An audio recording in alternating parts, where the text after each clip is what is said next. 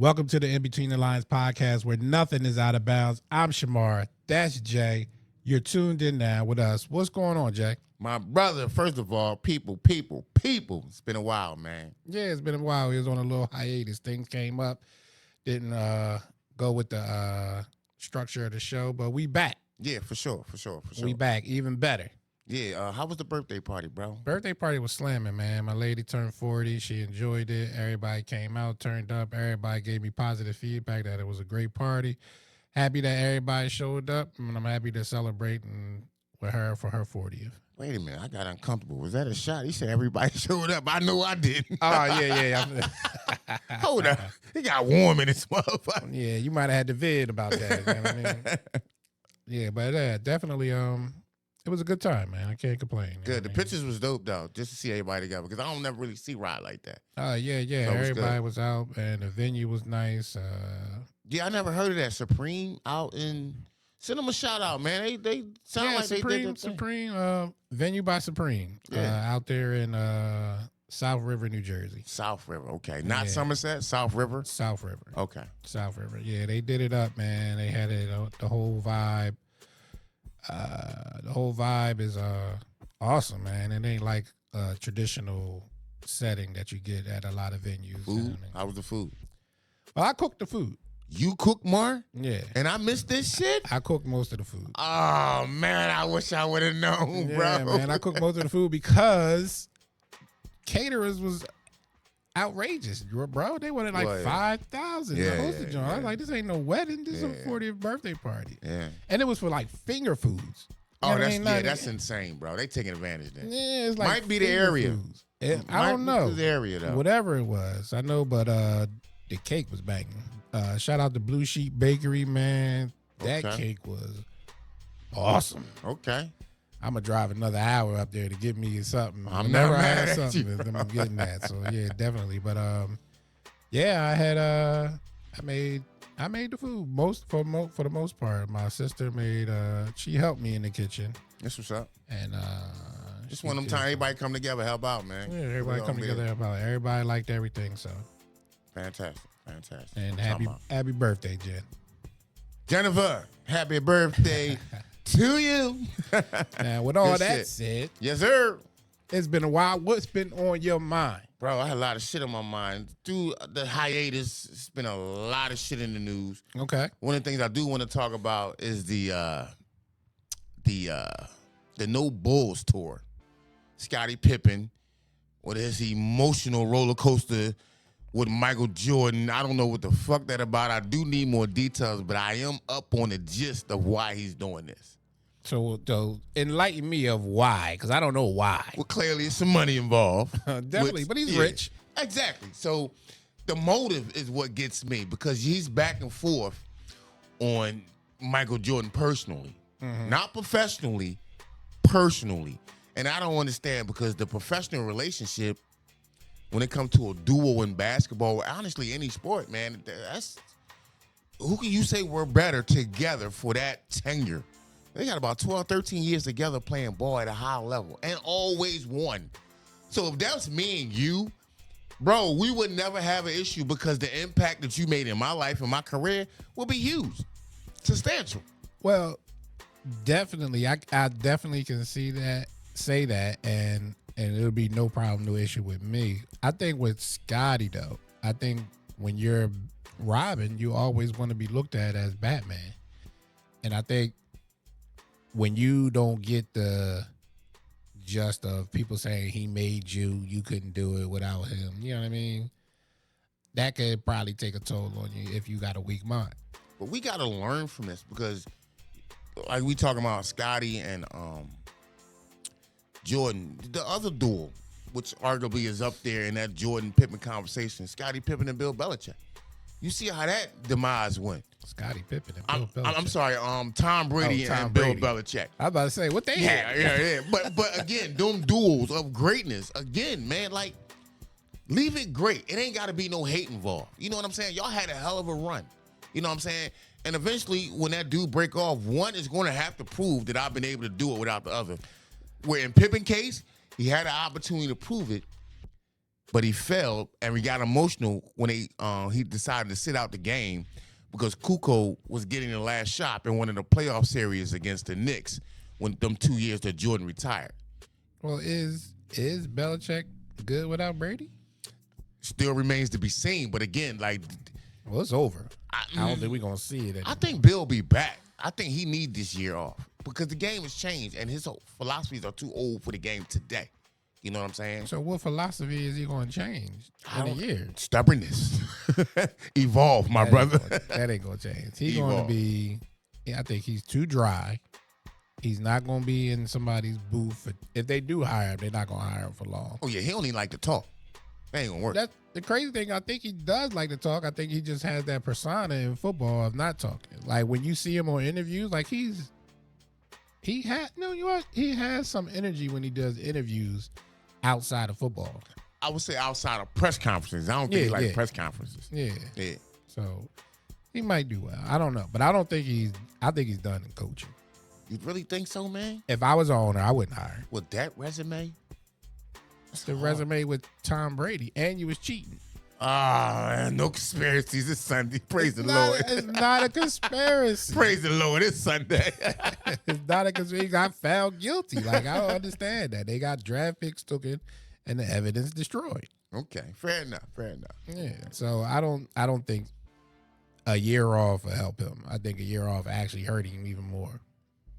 All right. Well, how about the Wendy Williams situation? First of all, it's sad that this woman has dementia.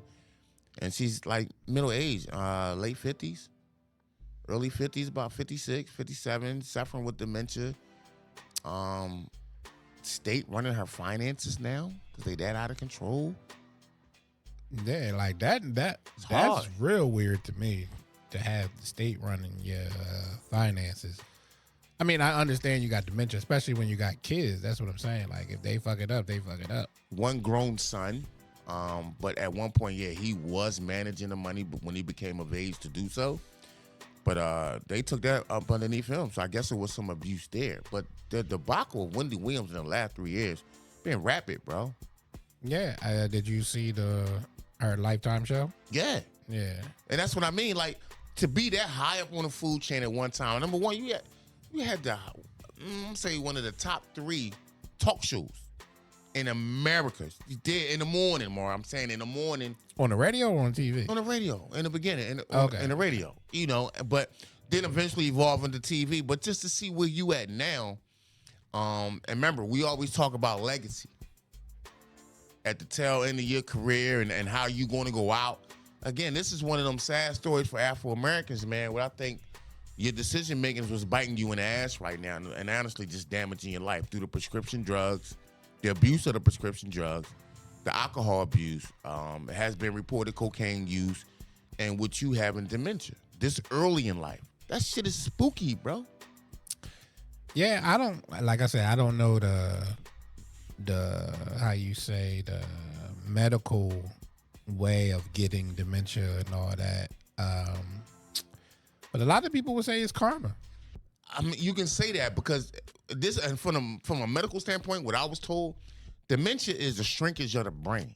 Mm-hmm. You know what I'm saying? Normal person, well, me and you right now, you know, our brain is big, but when you suffer from dementia, your shit actually shrink. That's why you forget so much of the shit. But again, I would say not this late in life, but in the middle of her life, damn near, for you to be suffering from this, a lot of that has to be self-inflicted, bro, from the abuse of the drugs, the alcohol, and the bullshit. How old is she? Like, again, 56, 57, bro. It's crazy. It's crazy, Mar. She's elderly, though. That's elderly. That's not elderly, bro. She looked elderly, you know, ever since the divorce and the settlement with her husband. Like, it's been a rapid demise, man. And this is one of our prominent black women at one time in entertainment. Prominent? Listen. The name. I'll give her the name. Okay. You know what I'm saying? Wendy Williams Talk Show. Her name rang bells. Wendy Williams Talk Show. Okay, we tuning in because she always got the tea and all the bullshit, which we did. We tuned in for that. But again, she got history. She got legacy. And again, to be in this position this late in her life, man, she should be getting her flowers right now, bro. for the run she had from radio to TV. Again, black people, when we get this opportunity, we got to embrace it. But we got to realize, too, be humble, because we can lose this shit at any time. I don't think she knew she could cause herself dementia. No, nobody knows that. You know what I'm saying? But the reality, the abuse of anything will be a downward spiral. I don't give a fuck who you is. Too much of anything. And them prescription drugs, bro, dangerous, man. Very dangerous. Definitely dangerous. It was hard to look at. This TV show hard to look at because people with dementia are always looking like they don't know what's going on. And it'd be hard to look at when you know the person they was to the person they are now and everything. So, like, even their surroundings look strange to them. And again, if you got a relationship with this person prior, you sad for them. Now, I didn't know her and Black China was that close. I didn't know to that degree, but then again, it's kind of like this. Is that now because of, Black China got her own fucking shit going on. You know what I mean? With her history. Used to be a stripper, married to Tiger. Don't even have custody of her kids, bro. Like, fathom that. She was married to Tiger or the boy from the Kardashians? She had a baby with Tiger, I'm saying. Oh, okay. But and then the boy Rob Kardashian. But the whole point that I'm saying too, again, like, she had an opportunity to take the stripper status off of her and make a name for herself in entertainment because she was attached to them Kardashians. You know what I'm saying? A spinoff from that, maybe, getting her career together or getting a career strictly from that. That's cool. You know what I mean? But her demise as well. Like, you don't have custody of your fucking children, bro. A woman. You got to be on some fucked up shit for a judge to sit there and say, no, we can't trust you with the kids because of. That doesn't really happen in this day and age. And we talked about that before. Yeah. I didn't know how many kids she got? Two. One with Tiger and one with the boy Rob Kardashian that I know about. Okay. That I know the little history with Tiger's son. Because Tiger had custody, and obviously the Kardashians got custody of the one she got with Rob Kardashian. Well, that don't mean the Kardashians is kind of strong. What? I will say this: them goddamn Kardashians. Why the fuck is Odell Beckham running around with Kim Kardashian, bro? He don't get it. Like, he don't get it. He's another one gonna bite the dust. I think Odell. He lost, man. Nah. I think Odell has the strong enough mind frame not to succumb to them. You think so? Yeah. I don't know. Remember, Odell liked to put on the show. He want to be seen. Yeah, that's what I'm saying. He using them for instrument. I don't think he's gonna attach himself like the previous people. Well, they flying all around the real dating, bro. I'm just hoping he don't get caught in that web. Hey, man, listen, it's hard to say no to somebody you want to smash. Okay, smash, but move on because you know the history. Let me ask you this. It's a fair question. We brothers, we men. Mm-hmm. We got pride. Got pride? I know you got pride. Absolutely. Okay, so if you're dating Kim Kardashian, I'm going to create a scenario. Run with me with this one for me. And you went to one of them A-list parties. Mm-hmm. Okay. Kanye there. Hit me out on this. Ray J there. He hosted. You know what I'm saying? You there with Odell. You know what I'm saying? What was the NBA boy? She fucked his life up. Like, he fell off the map after her. Well, he wasn't that good. He was only on because he was with her. That is true. He played for the Nets, though. Something Williams. Yeah, I don't remember his name. I remember what he looked like. I just don't remember his name. But he fell off the face of the fucking earth. Like, she fucked his whole shit up. I don't know if she fucked that up. I think she brung it made him relevant. Attention to him. She honestly did make him relevant. Because in the NBA, he was a role fucking player. Like, he wasn't that. But just the men, man, Pete Davidson. Which I applaud Pete Davidson. He got the fuck away from her. Yeah, smart boy. Like, you go ahead, you have your fun. You know you're not going to marry her. You know it is what it is. You're going to get your name. You're going to get, like, Pete Davidson's on commercials now. How about this one? Miles Austin, former Dallas Cowboy wide receiver. Who did he mess with? Kim Kardashian. Oh, he was with Kim too? I thought it was one of the other ones. No, it was him for a little short again. Like, so I'm asking you, Mar. Body count matters. Are you walking into this party with her? Yeah. What the fuck? Only because I know, like I said, body count matters, so I know how to treat her. Okay. I'm not wifing her. Okay. So you going to the party for the food and the drinks, maybe some networking. Yeah, some networking, get my picture taken, get my status up. Okay, I and said then okay. roll on. Okay. And have some fun, some bun fun in the Okay, all right, because Kanye West, his life a mess now too, though. But that's applaud Kanye for the bounce back. Oh yeah, definitely. You know what I'm saying? Number one album recently.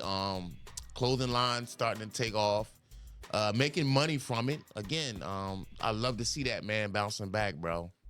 You know what I'm saying? When they write you off, big deal. Yeah. And like I said, I ordered a couple of the Easy Pies. Still waiting for them to get shipped. Ship them out to me, Kanye. Ship them out to me. Jesus. But yeah, everything is starting to roll for him. You know what I mean? Like I said, I always say, like, if he started his own thing outside of anybody, he would be successful because the brand is there. So the fact that the brand's there, I was going to support whether they were $20 or $200 just because I wanted to see him succeed in breaking off from the chains of corporate America. You know what I mean? Like, I don't have to agree with his views. I don't have to agree with things he say. That's personal shit. Yeah, that's personal stuff. But what he represents as being independent, I love that. Yeah, absolutely. You know what I mean? I love that. Absolutely. And again, he still has cultural impact. Sometimes. No, he. Sometimes he be wild. Sometimes he be. But that's the he personal on part. both sides. Yeah, that's like, the personal part. You be like, ooh, I'm riding with Kanye. Ooh, I'm not riding with Kanye. But let's be switch it honest. up. And I don't know what he has going on with his wife. Yeah, I don't know. That's a weird one. But she's an artist, so I think maybe that's why that's working. They're both artists at the end of the day. What is she an artist of? I'm not really sure. Modeling first and foremost. I do know that at one time she was modeling. So she don't really have no problem the way he portrays her and does things. Well, I and think show that would, her half naked all the time. You mean revealing herself like in the street, damn nigga? That's what it be like, bro. Yeah. Hey, and I don't know if them titties is real, but they perk the fuck up there, bro. With that sheer shit she always wearing. Oh, it's crazy, man. Yeah. You seen the album cover? To Vultures? Yeah. He's facing, whatever that is, and she's facing the other way, and her ass is out. Like, I don't know. Is it a respectful marriage? Do you think they really married, or they got the Stevie J Jocelyn marriage going on? That's a great question. I honestly think Kanye really married. But it's definitely a prenuptial or a payout for her if it doesn't work. Gotta be, because she's everywhere with him, literally. Yeah, about your wife's supposed to be. Yeah, but when you're on that level and she ain't got to work, you True. know what I mean? Well, speaking of that level, as much as I love Beyonce and them goddamn Carters, Texas baby, hold them. What's up with the hold down music? What's happening? No, listen. Talk to her, man. Beyonce. Now, see, I have a love-hate relationship with Beyonce and Jay-Z, and more love than hate. Okay. You know what I mean? But some stuff just be ridiculous. But I understand what she's doing. You really do? Yeah. Why? Because Taylor Swift.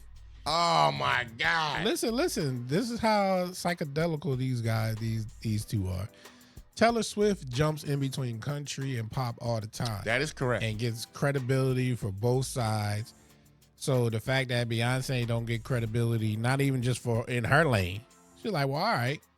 I'm gonna show you I could go in your lane too. You really think that's what it's about? I really think that is what that's about, to show that I can go in your lane and my fans will follow me too. So really they are following line dances and shit already. You see TikTok? Yeah. Motherfuckers is doing it. Humney. They doing all types of shit, bro. Yeah. With the cowboy hats, black people. Now, what I didn't like. Shit, here we go. This is why I say I have a love-hate relationship, more love than hate. But I didn't like her look at the Super Bowl. I didn't see her. She looked like I didn't see her look. I seen it at the she looked like Grammys. This Sammy Sosa, the bleach version. Whoa, Mar. And that's what she looked like at the Super Bowl and the Grammys to me. Well, at the Grammys, I will say this. I seen her get up at the Grammys. Like, she definitely doing the hold down with the whole cowboy outfit. But the skin, it did look a little brighter. But I really thought that was contribute to her hair because her hair is blonde now. Mm-hmm. So I thought maybe that had something to do with the look. Well, it's bleach blonde. She always wear blonde hair. But not that light. That's like, it's blonde. really light now. Yeah. You know what I'm saying? To me, like I said, to me, it was looking like, why can't you keep Beyonce and do that? Why do you gotta switch the swag up to adjust to that? Well, I'm really, Taylor Swift is Taylor Swift either way. Yeah, either way, all American white girl. Yeah, and that's not a slight. I like Taylor Swift. I'm saying I don't listen to her music, but I like what she represents. Okay, it's all positive energy. I can't front on that. Mm-hmm. And again, she don't have negative shit. Taylor Swift is a mean girl. Going on in the news. I don't know, Mara. You know, I don't know about that. I think she's a mean girl. I think anytime you get money like that, you're selective and your ego will at some point show. It will reveal itself. I mean, writing about every she got Kanye kicked out of the fucking Super Bowl, right? Do you know that? Mean girl. I'm just saying you are aware of that, right? Yeah. That's power. Mean girl. That's motherfucker. No, I didn't forget, nigga. What you did. That's what that is. That was decade ago. True, but something like still that. Holding on. That's what mean girls do. Well, let's be honest. I think I would have held on to that shit too. No, why? It wasn't even about her. You know what I mean? But that's one of her. I will say this. That's a memorable moment in history. Let's be honest. That's forgettable now. Shit, that's like the Will Smith smack. You ain't gonna never forget that shit, bro. We ain't, but the next generation are. Like I don't believe the new generation even knows about the Kanye's Taylor Swift thing. It's a crazy night. I knew that, but and Kanye was wrong. I mean, bro, he literally took the spotlight from her. No, I mean not wrong in doing what he doing, wrong in what he said. Like Beyonce's video wasn't building. Well, yeah, he gave his opinion. You know, which we all entitled. Well, he tried to state his opinion as fact. Yeah, but I think he clearly went too far when you went on. Yeah, you did too much, bro. Like, yeah, no, I don't care about that. I'm just saying the actual reason of saying that Beyonce's video was better than Taylor Swift is ridiculously wrong. Now, let me. I'm gonna give it a different twist with the Beyonce country music phase that she on. I wonder what that conversation. I would love to be a fly on the wall, but that conversation she had with her husband on her pursuing this genre this late in her career, because what we are missing in our culture is R&B music. I would love her to take a step back from the pop music and dive into some R&B and get with some of them old producers that made great R&B music, like a Teddy Riley, a Timbaland. You know what I'm saying? Even the Bulls used to work with Janet Jackson all the time. Jimmy Jam and Terry Lewis. You know, I would love to see that. I think you'll see that when Jermaine Dupri too. Her buzz is down. I think you'll get that after the hype of Beyonce is over with, and then you fall back. You always fall back to your roots when you hit the wall, when your top tier stardom falls. Well, Mary J did that and it worked. I will say that. Yeah, like I don't see her doing that no time soon. Like I said, her probably reaching out. Jay was like, "Yeah, man, go ahead." Well, I think from a support standpoint, of course, support your wife. I just felt like that had to be a 50-50 conversation. Nah, because she just went into the club area. That wasn't an R&B album, that Renaissance album. Yeah, that was like house music, club music. Yeah, that's what's going on. That's what's everybody, that EDM, that whatever you want to call that. I can genre. see that though, more so for her, because remember, Diana Ross and Donna Summer went to that at some point in their career because it was popular. Mm-hmm. You know what I'm saying? So for Beyonce to do that, I thought it was cool, and doing something different, that's cool. But now a complete 360 to country music, bro, that's. Ooh, I don't think it's a 360. I just think it's a competition thing. I really think it's a competition thing, but I just think it's another sidestep to get to where she just want to be be seen as in every aspect. And honestly, Because I told you this, like when you talk about Beyonce sales to us, it's great, but when you see Taylor Swift is number one every year, it's 2-1. It's 2-1. Yeah, I agree with that. So now she's just trying to reach a different audience and even bring them on. Because now when you open up to, like I said, when Taylor Swift is country, but now her country fans are also her pop fans. Yeah. So now when you go over to country, now for Beyonce, now your country fans going to be your pop fans too. And she's forcing some black people to dive in the country and listen if Like, they rock with her. Yeah, I always listen to country. I like they be having some good country songs. Like you just gotta catch the rhythm on what's going on. And they gotta yeah, I play with country in here all the time. They get on me. I always throw a country song in. American people. I told you, I listen to everything. American people. I wasn't ready for that one. Yeah. Put the guitar down, brother. Grab a beat machine. I wish I could play the guitar. But the crazy thing is, they're saying Beyonce stole a black country singer swag, her whole look and everything. Really? Yeah. I gotta find out. I didn't hear about that, but that's crazy. Yeah, they said Beyonce, all that, how she's looking now is how a black country artist already is doing it.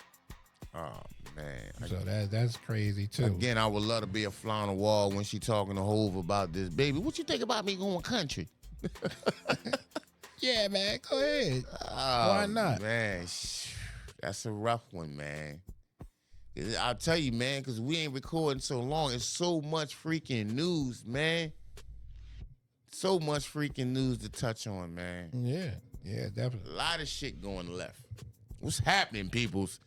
Give me some answers. What's going on out there in the world? Here it is. Let me see.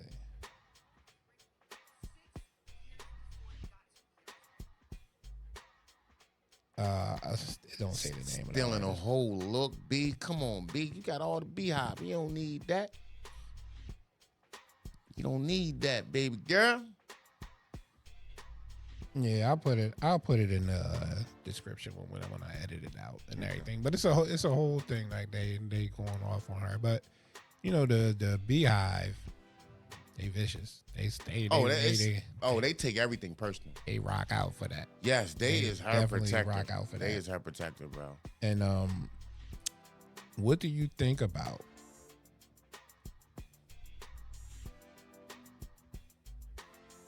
Damn, I lost my train of thought. It's got to be a good one because he up in the ceiling with this one. I lost my train of thought. He was up in the ceiling with this one, people. I lost my train of thought. How about the 30? Oh, the Cam Newton thing. The fight? Yeah. Okay, I watched the fight, and I also watched how he addressed it on his podcast. I'm gonna say I am a fan of Cam Newton's podcast. I like it. I don't always agree with him, but I will say this: within that fight situation, for him to keep his poise and realize it was a lose-lose situation for him, he handled that kind of well. It wasn't good to see him fighting at one of his events. This is an event that he do for the community and for the kids who play football. And ironically, the people that he's fighting is people who used to work with him within his camp with these kids. So it's clearly some kind of rival situation going on, but at the same time, too, I like his response, realizing, like, number one, his goal was to protect himself as he was throwing motherfuckers off him. That's a big brother right there. 6'5", out of football. He got to be about 250, almost 260. And he realized, like, if I hit one of these motherfuckers, I'm going to get sued. If I throw one of these motherfuckers and hurt him, again, I'm going to get sued. So for him to just try to protect himself and keep his, his self-respect within that while that's going down, I applaud that. Because again, if that's me or you. So was it kids or adults? This was adults. Okay. But the two people that attacked him initially, again, they was former employees of the camp that he ran every year. And I do like the fact that he gonna persevere through this shit. He said, next year, I'm still gonna have my camps. I'm still gonna do my thing for the community, this, that, and the third. I respect that. Because again, that could have went left. And thank God none of them dudes had it in them to run to the trunk and take it to another level. You know what I'm saying? I'm pretty sure they got The thought probably was there, but at the end of the day, too, I'm glad it didn't get to that point. bad thought, bad culture. Yeah, but more, I do applaud Cam because I think he has the strength and the size. He could have raised havoc out there on them brothers. Let's keep it a beam, bro.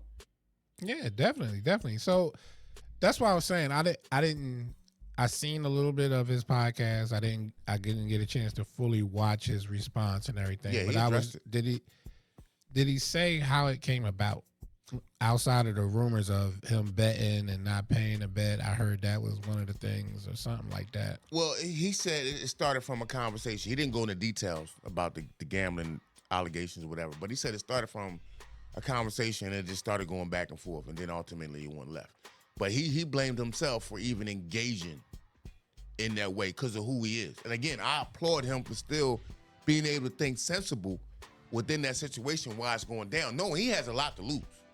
You know what I'm saying? And I ain't know Cam Newton got 8 fucking kids, bro. 8 kids, bro. By the same woman? No, but why would you ask me that? They not mine. I see what you're doing, Mark. Cut it out, bro. I was just saying. But no, 8 kids, man.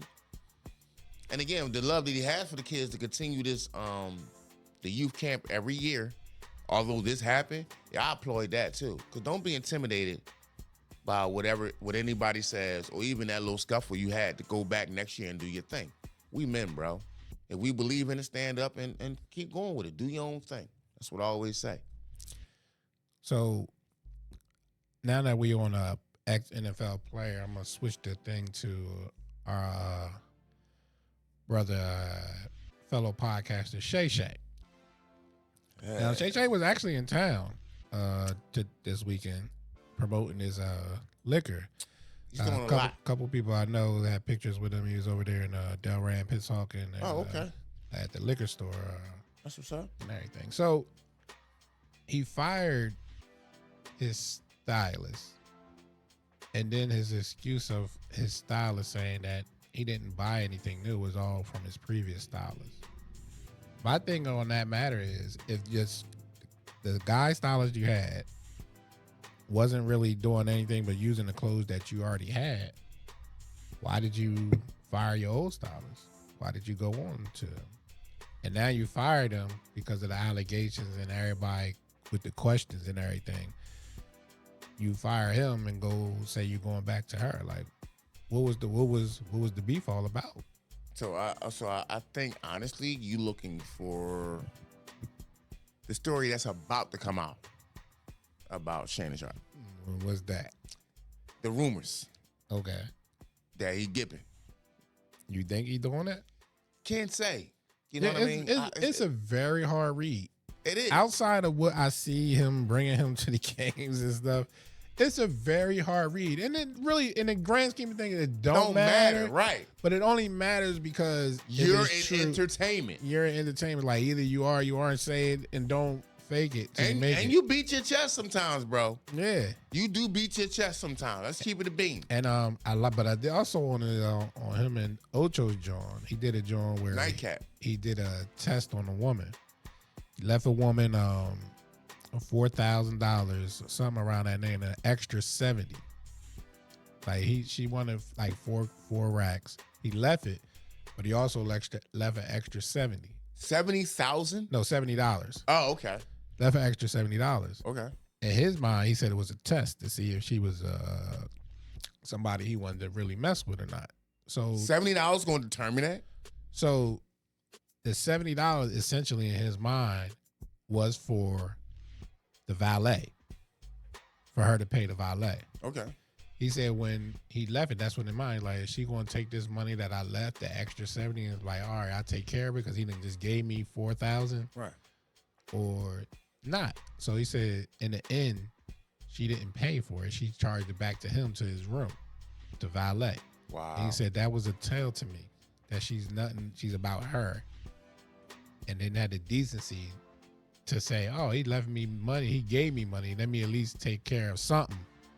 But he put it all on her. He said, "I didn't speak to her or call her again after that." Well, listen, I'm gonna keep it a bean on that one, bro. You leave me anything extra, it ain't extra. I'm keeping that shit. You fucked up on your count when you was counting out the money. But you gonna still charge it? You would still not take care of the valet of your car? You would charge that to somebody else? No. I would take care of that myself, but I'm not gonna acknowledge the fact you left me extra money. No, he wasn't looking at the fact. He just wanted to see what she is. Like, I'm gonna give you what you give you, and I just gave you a little extra and see what you do with that little extra. To see if if you're gonna take care of it on your dime, or you still gonna after I done did for you, you still gonna put it back on me. Knowing that I guess gave you 4 bands. Yeah. Right. And like he said that was a little test. And I was sitting there, I'm like, damn, that is a little. You think so? Yeah, I like that. Because that when you're at his status, right? Are you being with me because you like me, or are you being with me because you like who I am? That's one of them things too, like body count, bro. We ain't gonna never know, but at the end of the day too, when you up there on that level, it's hard to actually find out if this woman is for you because of who you are, or because of your fame and your money, man. Again, you'll never be able to know until it hit the fan. Until you do stuff like that, you put out little fillers and see what they do. Women eventually tell you.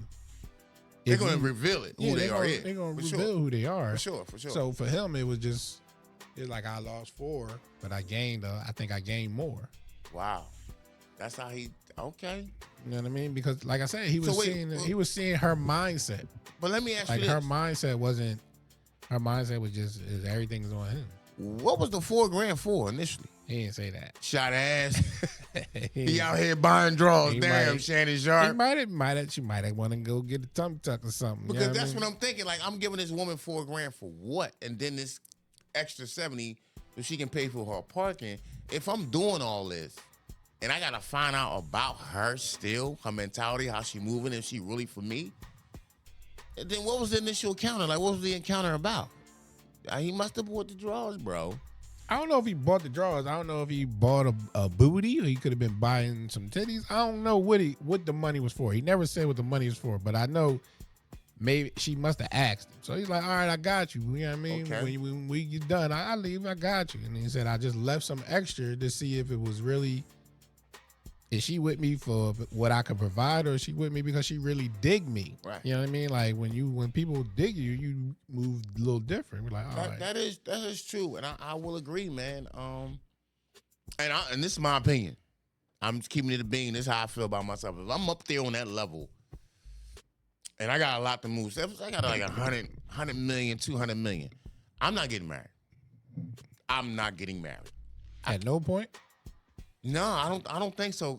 I would have one of them agreements, like, according to how long we stay together, if we call ourselves in a relationship that at some point has some tenure, 3, 4, 5 years, I'll give you a payout if it doesn't work.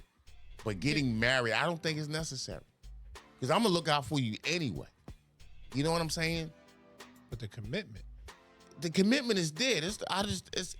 But the hard thing to gauge, again, and you just said it, you hit the nail on the head, is you with me because of my money? That's what prenups are for. Yeah, but see, that's a tough conversation for some women. Because you clearly is stating to her that, listen, you just here for my money, so I want you to sign this. I don't think that's really protection. I think... Yeah, I would, if I was $100 millionaire. If I had a couple million, even if I had 5 million. Bro, you only $4 or $5 million away, dog. I mean, even look at your clothes, bro. $5 million, $10 million. When I start dating someone, I'll be like, look, just to let you know, like, if we ever got serious, I would prenup. So we can go and I will put it out there from the rip. So you want that determination early? No, I wouldn't have any. I would let them to decide. Be like, look, I'm a prenup guy. If we ever got serious, it would when you wanted to marry and I wanted to marry you, it would be a prenup. Just to let you know, so it wouldn't be a surprise if we ever get there. Right. I think it comes as a surprise when people are dating and they never had the conversation. Then when it's time to do it, like, I need a prenup. Yeah. Ooh, I don't know why you need a prenup. Well, if I told you this in the beginning, it ain't going to change. Right. You know what I mean? And I'm a guarantee you something. If I decide if I got 5, I can give you $500,000 or something. Yeah. You know what I mean, for taking a thing, but you had to be married to me for like 20 years or something. Damn, 20 years and $500,000? Yeah, because Nigga, you gonna be single. There ain't enough bread. listen.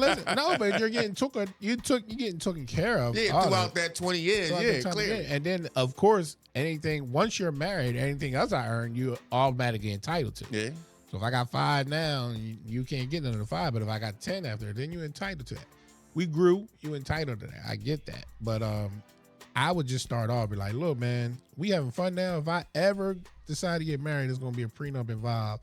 Of course, you'll be taken care of handsomely, but I would just let them know out from the rip. I think the problem when people hear it is that they never have that conversation. It's the word. Yeah, it's the word. And they already know what's attached to it. Mm-hmm. You're limited. You're limited. And honestly, I think people, I would. That's a great question. Chime in on that. How do you feel if it was you being offered a prenup by your better half or somebody that you seriously call yourself being committed to, and they came into money?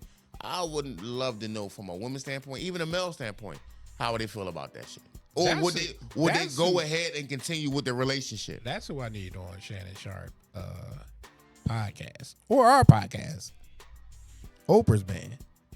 Oh, Stedman. I need to hear something from him. Yeah, well, shit. Imagine what his payout gonna be. They never got married. But he all up in the house. You know what I mean? Got access to every car. Yeah, that's what I'm saying. Like that one is. That's a great question. Like, look, we ain't never. Are we? Dude, is it? I don't even know if they're officially anything. But see, that's one of them things. Like if it was the other way around, they would kill him. Oh, for sure. I agree with that because that's a black woman. You know what I mean? And I think his profession, he's a lawyer, if I'm not mistaken. But yeah, but she was on the other foot, and he was that talk show giant, and Oprah was just a lawyer coming up in the game or whatever, and he never decided to marry her, but dated her over 20, 25 years. Yeah, he'll get a lot of grief, bro. Yeah. He'll get a lot of fucking grief. Absolutely. Now you see how shit go. As far as fucking relationships, bro. That's one of my things. People, this is why I feel like I feel. This shit ain't for everybody. And again, I just think it's a hard one, man. I don't know. I don't know if I want one. Well, I don't know if I want one, man. I always say that rich people live in fantasy land. So they got different rules than regular people. True, but I'm a regular dude. I know they got different rules than us, though. Popping like that, you know. They got different rules than us. Like me, I don't know if I could have been Stedman. Shit, I could be Stedman. Listen, fuck that. I ain't got that foolish pride. And be faithful? But let me tell you, I didn't say that. Now let me talk now. I ain't say all that. I can be. That's what I'm saying. Like, I think Stedman is faithful. I don't know. Like, Don't know. I don't know what kind of agreement they got. I don't know if he allowed to had something else on the side. He got to, because there's no way. Well, to be honest, if I was Stedman, I'd be high on that Gayle King too. She got a turkey. Oh, Gayle King got a goddamn turkey, boy. You hear me? Happy holidays, Gayle. Oh, man. No, but it was some real shit, bro. Don't have Gayle coming over here. Yeah, Gayle, Gayle can get it. You like Gayle? Yeah, I ain't listen. I'm gonna put it out there. I don't mind. I be a young boy. I don't mind. But on some real shit, I don't mind. I'm gonna run some names down to you. You tell me you got a problem with any of these names. I don't mind being motherfucking Bobby Brown. For Whitney? Yeah, I don't mind. I don't even mind being Offset, nigga. You hear me? For Cardi, you hear me? But they were married. I'm just saying. I'm talking about as far as who bringing in the bread. Yeah, I don't mind the bread. I don't mind that shit, bro. I don't know if I could have. Stedman, I'm cool with all that shit. Yeah, I don't know if I could just be the perennial side joint. I ain't got them kind of feelings, Mar. I'm up. I ain't got them kind of feelings, bro. I know you up. To me, it ain't about the money. It's about the respect. I'm still gonna get it. You can pump fake while we outside. We get behind the closed door. You know what it is, Oprah. Nah. Don't start no shit now. I expose your ass. Oprah is one of the modern of the modern. You ain't fucking lying. Ain't giving up shit. Ain't she tight? Oprah tight, bro. Tight. Oprah is I'm saying. Like, I don't know with the bread. I don't know if I could have been Stedman. He probably getting an allowance and shit. Oh, he definitely getting an allowance. He getting a fucking allowance. He's definitely getting an allowance. But I'm just saying, just $50,000 a month. I just don't think she respect him. Interesting, man. That's interesting. Because I don't get. Wait a minute, Mar. I don't see it. No, I can't say that. When have you ever seen her gush about Stedman or have had anything positive to say. It's been almost 25, 30 years. Yes, 20, at least 25. At least 25. When have you ever seen her gushed about Stedman? I can't honestly say I have, but I will say I do see him in public at events. Yeah. Anything she attend, he's right there. Yeah, he's a handsome guy. Oh, take it easy. I ain't say all that. No, I'm just saying that for her, that's having a handsome guy on your, you know what I mean? And he got a career. He got a career. So it's no criticism on his end. You know what I'm saying? But at the same time, too, like, that's one of them conversations, like, before we walk out this door, I want to talk to you about something. When we go outside, you know what I'm saying? We got to show that we this and we that. You know what I'm saying? I think it's more like that. Which, again, if we having that conversation, that's me, I'm okay with that. I'm going to play my role. You see what I'm saying? I ain't going to trip. Because I know on the back end, you looking out. You taking care, brother. You know what I'm saying? Yeah. But That as long as we in the public, it's some respectful shit going on. Ain't no like, nigga, you carrying my coat and my purse. Ain't none of that shit popping off. No, that ain't happening. You know what I'm saying? And you driving the Benz. Nah, bitch, I'm driving. Okay? Ain't gonna have me looking crazy out here. But I'm okay with that. I ain't tripping. You know what I'm saying? Yeah, It's I definitely don't some know. love there, though. I don't know if I would be. I don't know if I could do that. Like, to me, I have to have the respect over the bread. Like, when I'm out with you, you gotta acknowledge me as like, you not. What's the title? I know, that's what I'm saying. Like, all this time, what the fuck is the title? all this time, My guy? you know it's her. Yeah. Because if it was him and he didn't want to marry her, she'd have been out. And the public opinion to be stupid. Mm-hmm. You see what I'm saying? Pause. But let's look at the flack did he get? Because he don't want to wife nobody. You know what I'm saying? Now you got all these allegations. Shit on. Nigga should have married her. She should have married Cassie. But I'm just saying, he was with her a long time. But look at the flack that he got on not marrying her.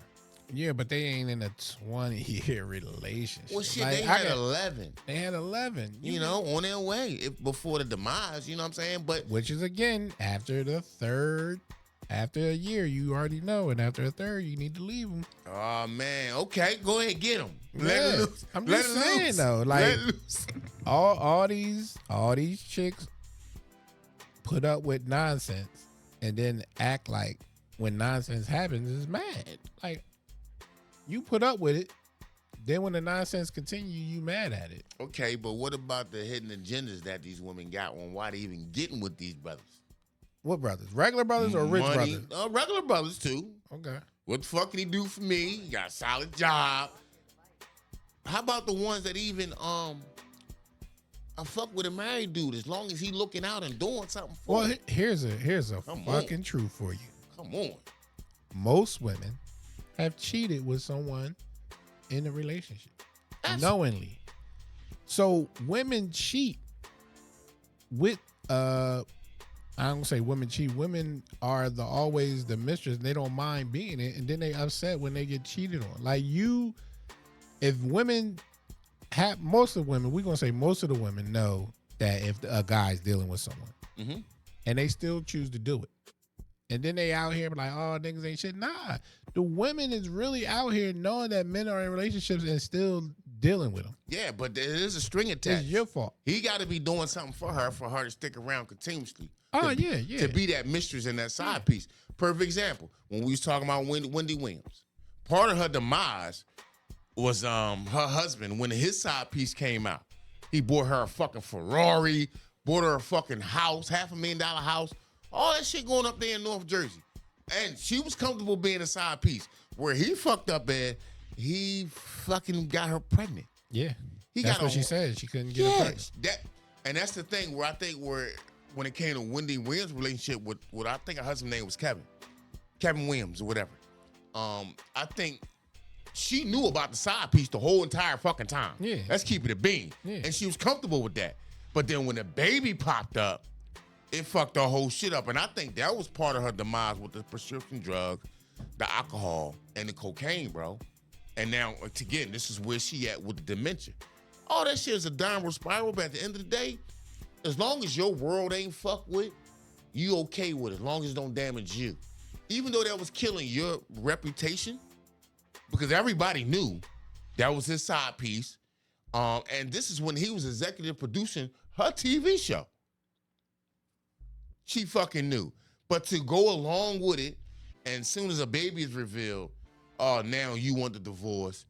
You want him fired from the show. You suing him. A lot of bullshit, man. So when it comes to the women, like, we really don't be knowing as brothers what the agenda is behind the scenes, man. Because they be having one, bro. They play harder than us, bro. We playing to get the ass. They playing for what the fuck can they get? How long can I string this brother along? And as long as he giving me money and helping take care of them, they'll play that role, Mark. To an end, till it hits the wall. They absolutely will, bro. Yeah, some women will. I do not disagree with anything you just said. That's why the dating game fucked up today. The modern woman is fucking difficult. I'm saying it, and I'm saying it loud.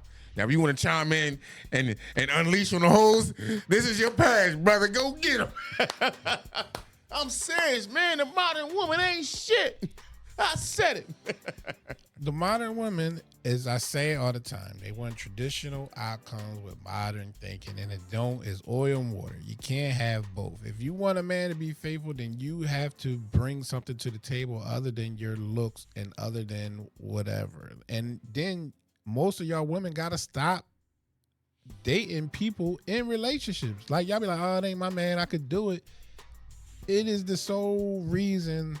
I ain't gonna say sole reason. It is the number one reason why men cheat, is because women give access so easily now. But look at the numbers too, Mark. It's so many women opposed to men, bro. It's almost too easy. Let's keep it a bean, bro. Even when they know you in a relationship, like you just said. If you keep pursuing that shit, bro, you could tell her you married. A month go by. You still saying little shit to her. You buying her little gifts and at some point, bro, you gonna get the draws. It might be a one-time thing, but you will have experience with that woman. Even though you married 20 years with 3 motherfucking kids. Yeah, and that's why I say when they out here, like, men ain't nothing, men ain't shit. I ain't buying They don't it. never look at what the woman side of the thing is doing. I'm not buying that shit, bro. They just creating conversation. I'm not buying that shit, bro. I just think women play harder than us, but they want to criticize us. That's bullshit. Yeah. That's bullshit. Yeah. Thank you. It's like, yeah, I mean, here go the line. It's like you get into it. The more and more we talk. You know I mean, no, I just, bro, it's like, just from reality. Accountability for the modern women. It's not there. It's not there. It ain't going, bro, fuck from their no. friends, from society, from everywhere. It's not there. Her mother was two married twice. You know what I'm saying? Like, it's a trickle down thing to me. Yeah. I don't know. I'm not happy with it, bro. It's bad. So I don't even know who fucking I trust, bro. You know what I'm saying? You know, 'cause they play harder than us, man. As long as I'm on the good end, I don't give a fuck what they do. What's the good end? As long as I get mine, you know what I'm saying? No strings attached. See you later. See you next time, you know what I'm saying? But when they start talking about commitment and relationships, I'm leery than a motherfucker, man. Because, again, we invest so much, men. Remember, in your theory on how you would like us to be, you want us to be the breadwinner. Let her stay at home with the kids and take care of the kids. No. Teach them the value. I'm just saying some of the scenarios that you was creating. But at the same time, she at home all motherfucking day. Kids in school. What the fuck she doing, dog? You see what I'm saying? Ain't watching Prices Right all motherfucking morning, that damn it. That shit go off in an hour. Yeah, you have bad thoughts. No, I got reality thoughts because I've been one of them guys. He at work? Yeah. Well, won't you slide over my... You know what I'm saying, bro? I've been there, bro. It's just crazy, man. Fucking crazy, bro. And if it's a rock, my brothers, just keep chipping. You might not break that motherfucker that first smash. If you keep chipping, all you gotta do is wait for one bad day in a relationship. Yeah. Consideration will be there. Trying to tell you, it's awful, bro. And then when we do get married, because we believe, 10 years go by, y'all married, couple kids, maybe house mortgage, whatever, couple car notes, dog, motherfucking cat, even fucking got a pet snake, I don't fucking know. Then you get a divorce. And they automatically get half. And that's all your fruits and labors. So now when that demise, you're fucked up in the game, you're paying child support and alimony, you're not encouraged to want to do this shit again. You're not. Because you're still picking up pieces from the last shit. You still trying to recruit from that. And that could take a couple years. So, All depends how you living. Yeah, when you say half, you talking about half and you're not working or half and y'all both working?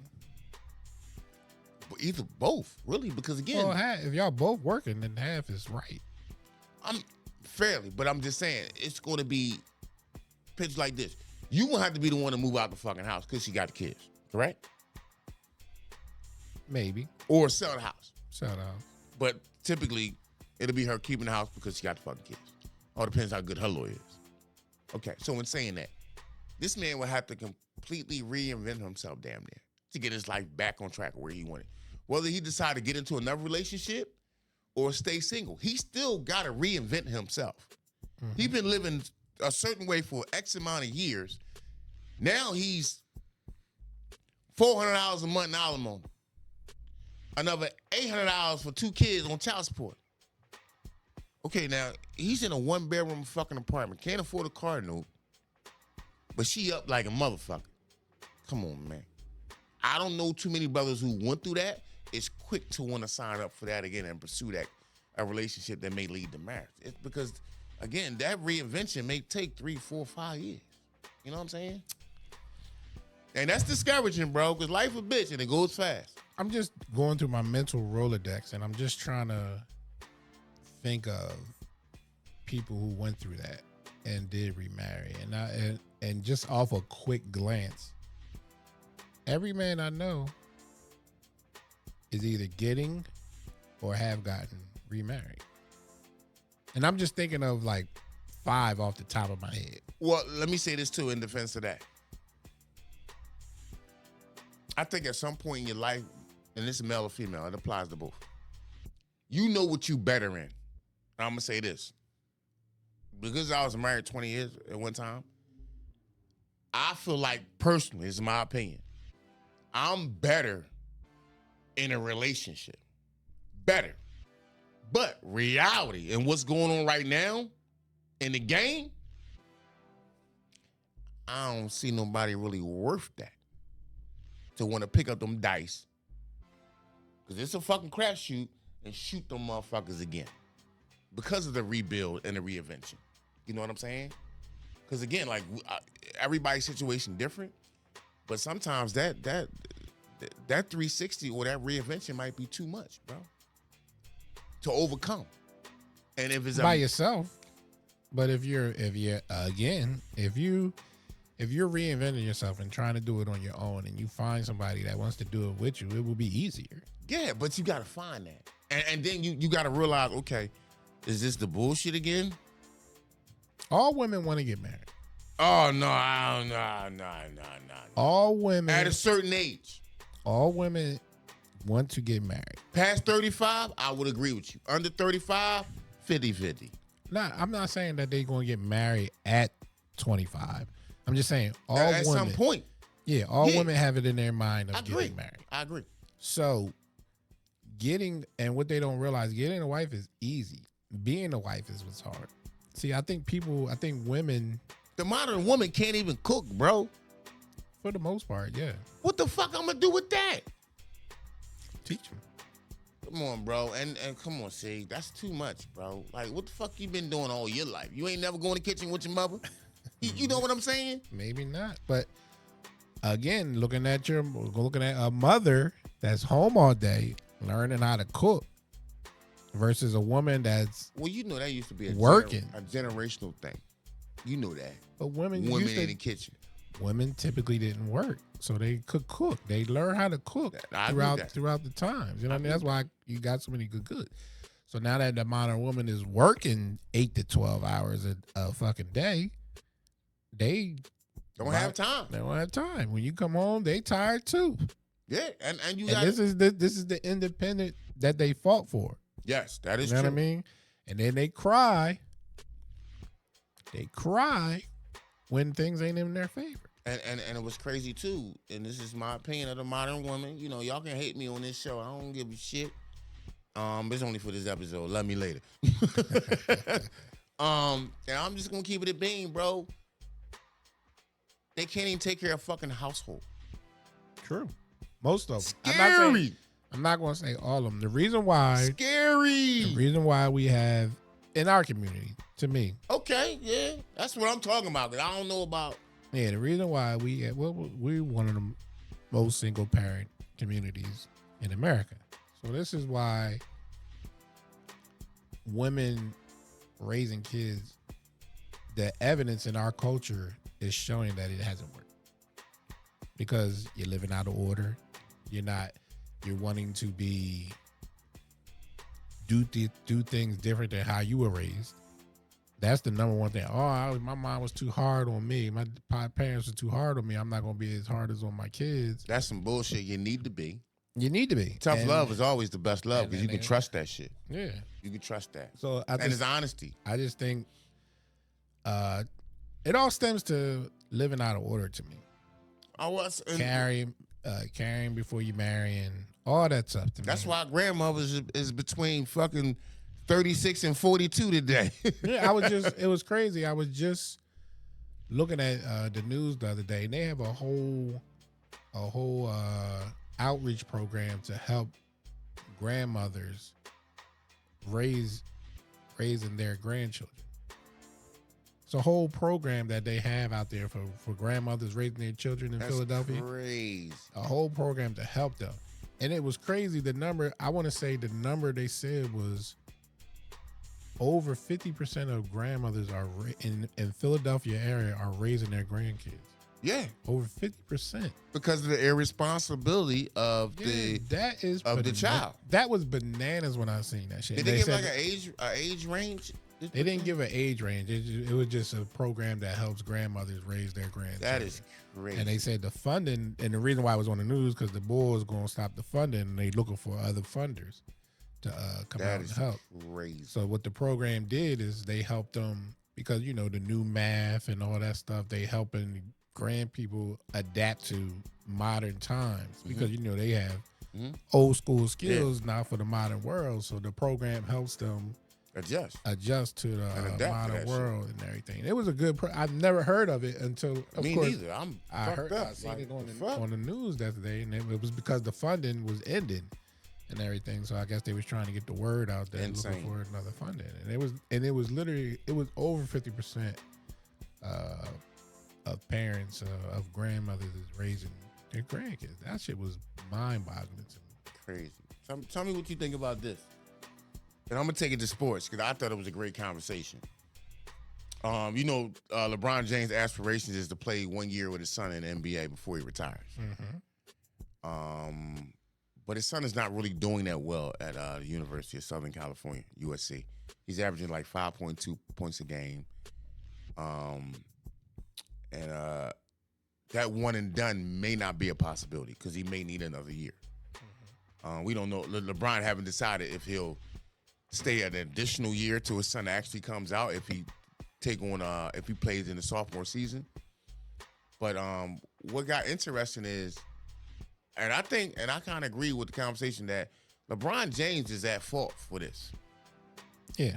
And I'm saying that because if that's your aspiration, I think you should keep that to yourself and within your household. Because I'm saying that because what makes LeBron James rare and a great, not only human being and basketball player, in my opinion, not the best, but he's one of the only guys that I knew that handled the pressure throughout his career as being the anointed one with no hiccups. From 18, he was chosen. You agree? Chosen to be what? That next great thing. The king, basically, in basketball. Would you say he was anointed at 18? They seen his potential. But they do that with every top pick. Well, but he's one of the one that actually lived up to it. That's the point I'm making. All right. Because they anoint everybody. They tried to attempt to, right. Yeah. But, and to have a career he had squeaky clean. LeBron James has been squeaky clean his whole career. His dedication to the game of basketball, his philanthropy outside of basketball, and he's famously cheap as fuck. That's probably why he's the only fucking active billionaire playing sports. Like he's notoriously cheap from what I was told and heard. But the pressure, he put that on his son. Because you want public with what you would like to do and how you would end your career. So now that your son is not really having the success that we foreseen and he foreseen, when he had to play that 1 year in college, and I guess the adjustment to college ball is been, I guess, a difficult transition. But I will say this in defense of his son, Bronny. The man had a cardiac arrest moment on the court. So that kind of might have stumped a little bit of his growth as far as him evolving in basketball. So he's getting a lot of criticism on how he's performing right now, which I don't think is fair. Because I think his dad has a lot to do with that shit, bro. You saying this shit in the public and on social media. Yeah, before I retire, I want to play 1 year. My son, I don't care what team it is. Your son would love to live up to that, I'm sure. But I think you need to dial that shit back. And I'm saying that because let your son just enjoy the game, play the game, get better on his own time. Because you're pressing him in this one and done situation at USC to be ready for the NBA next year. That's a lot, bro. It's always been a lot. And I guess LeBron is looking at it as, I dealt with a lot. And he did it, but still. So he should be able to deal with a lot because it's my offseason. But the thing about LeBron is his last tweet about when they were talking about how not good Bronny's doing, he's like, oh, man, just let the kid be a kid. Like, too bro, late, right? Like you didn't did all of this, bro. You didn't put the quotes out of what you want to do and what he should be doing, and he's better. He said he was better than most NBA players, and said he's ready right now. Yeah. That's a big fucking statement, and I don't know if I'm an NBA player. Am I taking that respectfully? I know you're one of the greatest ever to do it, but I'm just saying, bro. I go hard at this shit. You mean tell me your son come out the motherfucking garage that he got or the backyard and play an NBA game at that level? Come on, man. Respect the current players a little bit, bro. Yeah, and like I said, like he's trying to dial it back down with with that tweet, and you've already did the damage. You know what I mean? And it's unfortunate that he had the cardiac arrest because I believe that is a lot to do with it. They might be introducing him into building that level back up to where he can go as hard as he wants to. And he's on a minute restriction. Yeah. So again, you know what I'm saying? I think it was an unfortunate event. I think if it wasn't for that, he might be doing better. But who's to say? That's something that we'll never know. But I say 50%, maybe 60% of it falls on LeBron James. Absolutely. Now that's I definitely want to get your opinion on that because I just think when it comes to our kids, yeah, we want them to be great, but you got to let them do it on their own time. That's just my opinion. Everybody might not agree. And honestly, another one going to be dealing with that. You see Tiger Woods, son? Fucking Charlie Woods? Man, wait till you see this little motherfucker hit a golf ball. You good? Oh, what the fuck? He's a prodigy. But again, how much pressure it's going to be when he becomes a professional or even go to college and play amateur golf? How much pressure is going to be on this young man? And he's Afro-American. Jesus, man. Let these kids I'm sitting here thinking about it. How many great athletes have had their children be greater than them? Like I've seen good players. If you look at Steph Curry and his dad, Dell was a great, not an all-time great. He was very good player. Good Solid. player. Yes. So Steph is great. How many times have you seen a great player, this kid, be greater than them? Honestly, it's only one that I can, off the top of my head. I'm just keeping it a bean because it's rolling off the top. Floyd Mayweather. Remember, his dad was that. He was a problem. He fought Sugar Ray Leonard. His dad fought a lot of top guys in the 80s. He was a champ? Yeah, welterweight champ at one time. Yeah, Sugar Ray took a belt from him. Floyd Mayweather Sr. was good. I know he was good. Wasn't he great? And his uncle. Was he good or was he great? He was good. Okay, good and great, that's a whole nother level. You know what I'm saying? This is a bit of a separation there. But Floyd is the only one that I know outdid, his dad at the same craft that I know off the top of my head. You know what I'm saying? Even in entertainment. Denzel Washington's son, in my opinion, is a good actor. You've seen him in quite a few things. Yeah. Is he ever gonna be able to touch his dad? Hell no. No, Mar, don't think about it. It ain't happening, bro. It's not happening. Because Denzel passion when it comes to movies and even just his verbiage and dialogue, it's just so authentic. His son can't match that. There's no prodigies, bro. It's hard, Mar. Floyd is the only one that I can think of, man. Yeah. And I don't, like I said, I don't know if I consider his dad great. Mike got one. Ken Griffey Jr. His dad was very good. Got a world championship, World Series.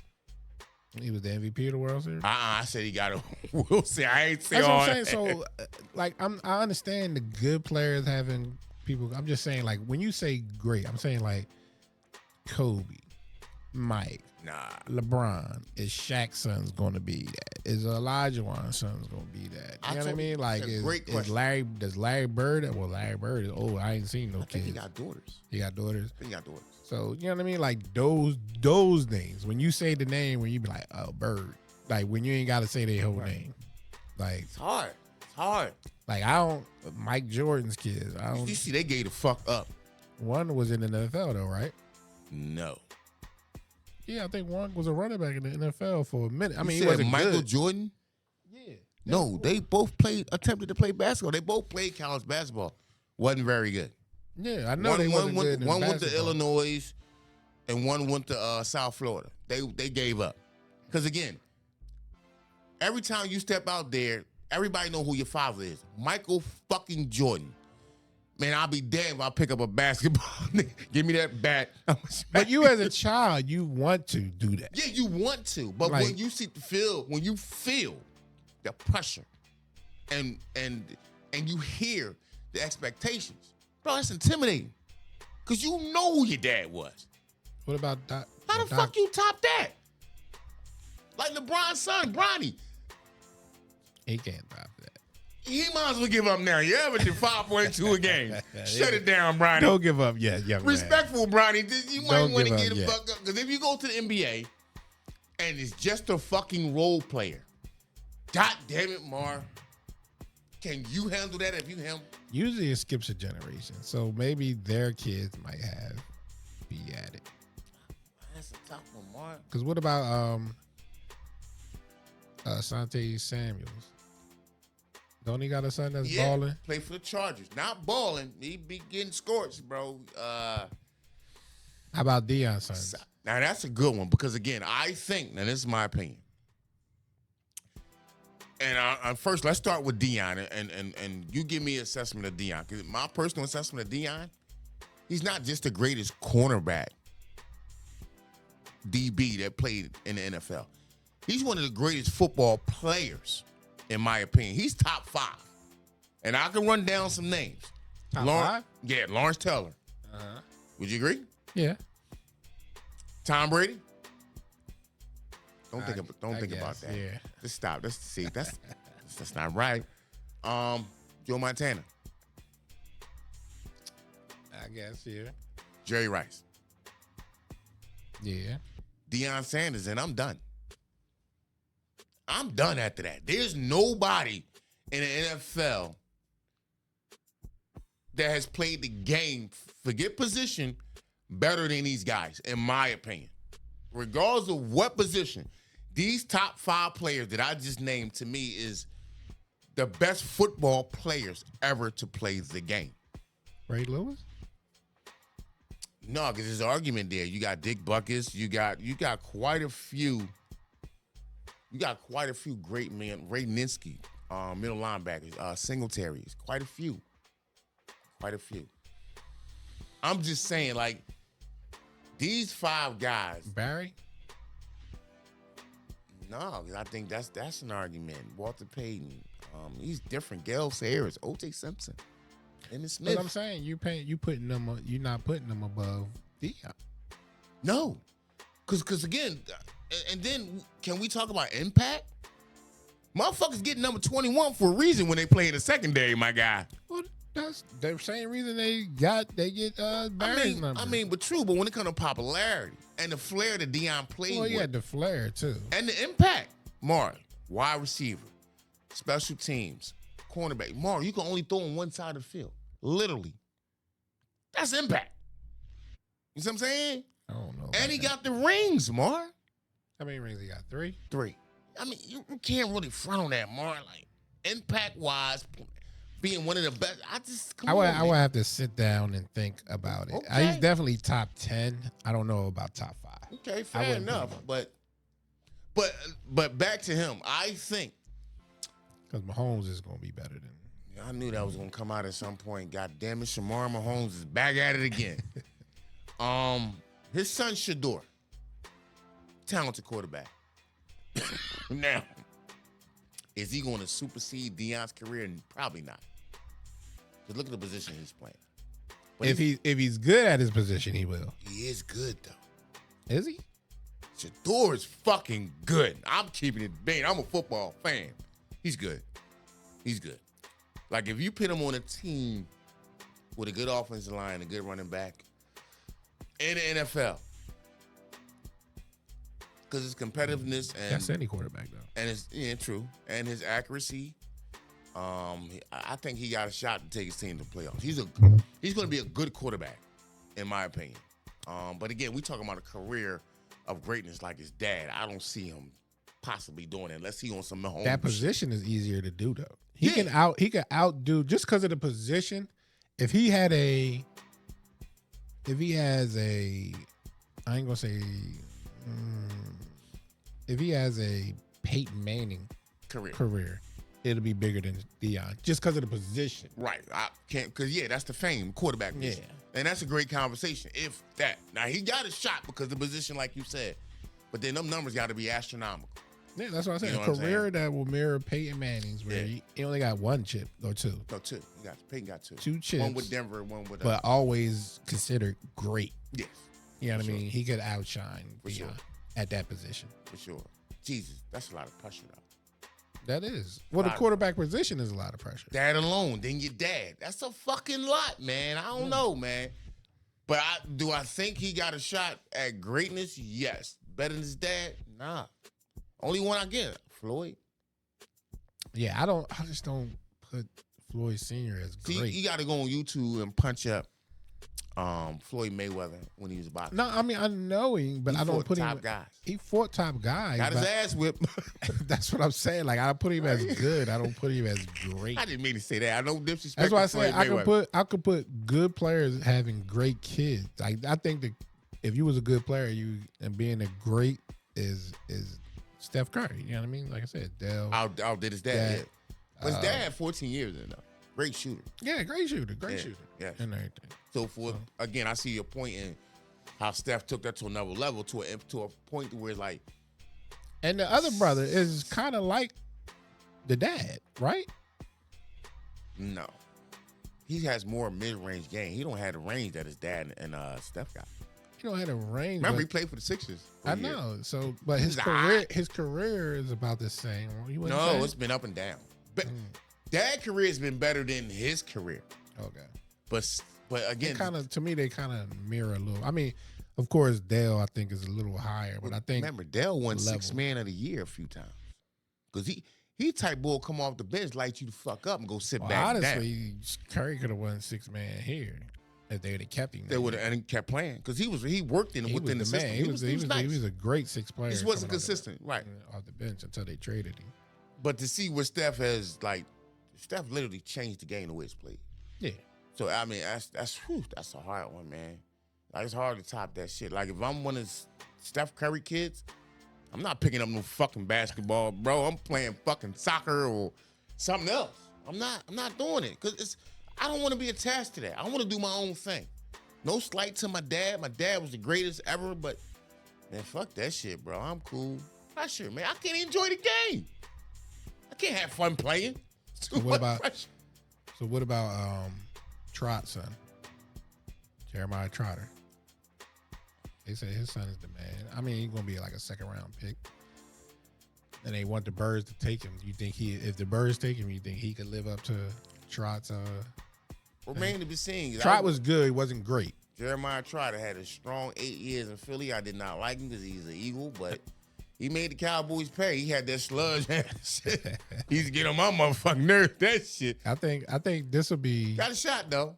This will be a good to that debate. This will be something good. Like if Eagles do get him, I would love to see if he could, because you know the pressure is going to be on him. Especially if he come to Philly, bro. If he come to Philly, you got to live up to that shit. Like if he goes somewhere else, he'd be all right. Might be right. But if he come here, trouble. And you know y'all as fans. You ain't your dad. Yeah, it's gonna be a lot of you ain't shit. I can hear it now. Y'all Philly fans. They drafted it because of your dad. That's every fan base. Stop it. They gonna say, well, your dad had the hammer. What you got, a screwdriver, nigga? You punk ass. I can hear that. You know, Eagle fans is horrible, man. Yeah. And what about the salary cap in NFL? That jump, $30 million. Insane, bro. And I told you, that's them new TV contracts. Telling you, bro. I mean, $30 million. $30 million is a good jump. It'll absorb. Tell the public the numbers. It'll absorb the QB's salary, but tell the public the numbers from $224 million to $255 million. NFL gonna be very competitive next year, my brother. It's gonna be very competitive, Mar. It's a lot of money, bro. Yeah, it is a lot of money. Like I said, that absorbs. A lot of money. But the only thing that does, you know what that really does? It just makes other people ask for more. You're going to justify them, and you ain't going to like to hear this, but it's reality, and it's the market. It's going to justify the $60 million quarterback because the money is there. And that's what I mean by a union, Mar. Because we can see your revenue, the union going to say open the fucking books when it comes to negotiations. So if them books is high, we want a certain percentage point of that money. And it's really, you can't argue that because the books are open. So you got to find that medium number to get that contract done. And that's a hard thing. No, because like I was telling people, your worth is based on how easily you're replaceable. So the quarterback gets paid the most because it's the hardest position in sports. It ain't because the books say that I can get this. It's because it's the hardest replaceable position, the hardest position to replace in sports. Like you live or die with your quarterback. Like on other teams, like there's no position. You're just a good player. And well, Marv, you gonna say that? Sound like you justifying the $60 million that Dak might be getting. No, I ain't justifying. To me, I don't think no quarterback is deserving of that. And for the record, I don't want Dak back. I'm just keeping it a bean. Yeah, I don't think no quarterback, only Patrick Mahomes right now, is worth $40, $50 million a year because they're not worth it. Like, I think you can have a good team with a okay quarterback. Me too. Than having a great quarterback with no team. Me too. Don't make sense to me. Well, I mean, but it's a conversation GMs need to have with themselves and amongst their others. We're like, look, we have to say, look, we're not paying this. Well, that's behind them closed doors because they literally did the same thing to the running back market. Yeah, so they need to do it to the quarterback market. But again, running backs are easily replaced. Yeah. So I get that. Like, but to lowball them the way they are, it's kind of fucked up considering the punishment they take. Because to me, it's a ton of Brock Purdy's out there. It's a ton of quarterback. Yeah, it's a ton of quarterbacks that don't get the chance to play because they weren't drafted high. Well, I'll tell you now, what's you look different. You look at Jimmy Garoppolo and Brock Purdy. Mm-hmm. They have the almost same identical numbers. Mm-hmm. But because Jimmy Garoppolo came in with high expectations, it was a lot more put on him. Brock Purdy's like, hey man, just win some games. There's no pressure on him, so it feels and looks better. Jimmy Garoppolo misses that long pass in the Emmanuel playoffs. Sanders, yeah, in the Super Bowl. Brock Purdy misses the same thing in the Super Bowl. Yes, he did. You know what I mean? But the pressure was on Jimmy Garoppolo because he came in with the hype. You gave him a big contract, the draft status, because he was a second round pick. So all that's Jimmy part of Garoppolo it and everything. Okay, so if you say that, and I don't disagree with that, I really don't. But in saying that,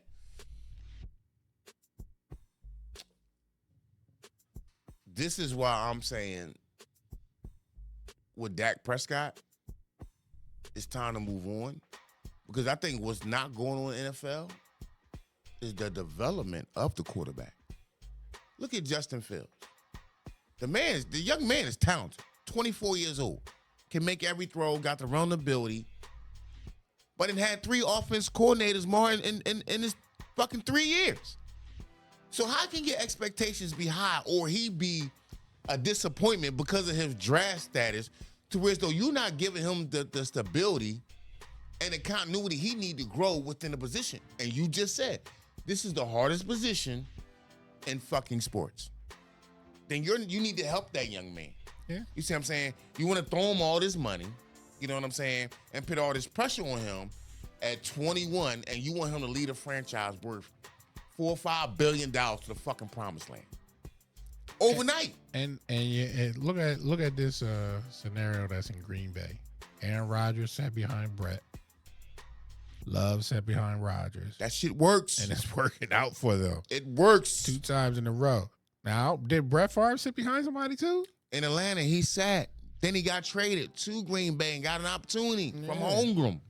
So I actually agree. And look at Jimmy. Jimmy sat. Jimmy G? Yeah, he sat. Yeah, but he wasn't good though. But my point is, he was developing though at his own pace with no pressure.